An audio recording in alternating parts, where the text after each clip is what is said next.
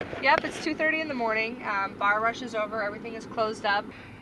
Everyone thought I was crazy for driving nights. This woman was the most nasty, unpleasant, evil woman I have ever picked out of jail. And the thing of it was is she was like in her 60s. Hey Scott, you remember that guy that I gave my card to that was kind of crazy and then he was calling and making the funny breathing noises?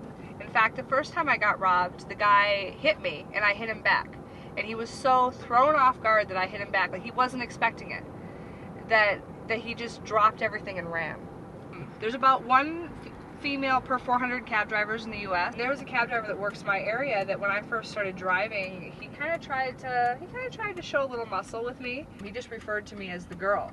And now, like, he calls me by my name and he tells me that I'm all right for a girl.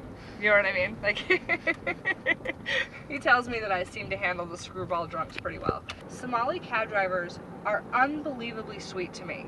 And they don't seem to see me as a threat, and they are so polite and so respectful and so kind to me. And if I'm broke down on the side of the street, a white cab driver will drive by.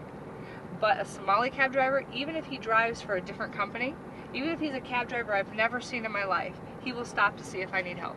So I've been in a few very scary situations where I have attempted to scare the person trying to scare me. And it has worked. What's interesting about the last robbery that I had on the east side was that I was more angry than scared in that robbery. Because I saw it coming the entire ride. Like, I knew it was coming, and then when it happened, it just made me more angry because I knew it was coming. It's when somebody doesn't want to give you their phone as collateral, or doesn't want you to talk to the person on the other end that's supposed to be paying. That's when you know they never intended to pay you in the first place. She didn't have money up front. The other person wouldn't confirm he was paying, and she wouldn't give me her phone as collateral. But then she wanted to pull me out of my cab and beat me up because I'm the bad guy. I think this person in front of us is drunk. They are driving 48 miles an hour in a 65 mile an hour zone. Pretty sure. Oh, yeah, putting on their brakes, here we go.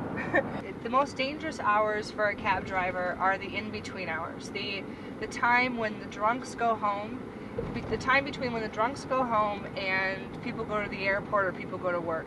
You reach a point where you just can't do the drunks anymore. And you reach a point where you just can't, you don't want to have to like worry about getting robbed every night. You know, you reach that point where you get burned out.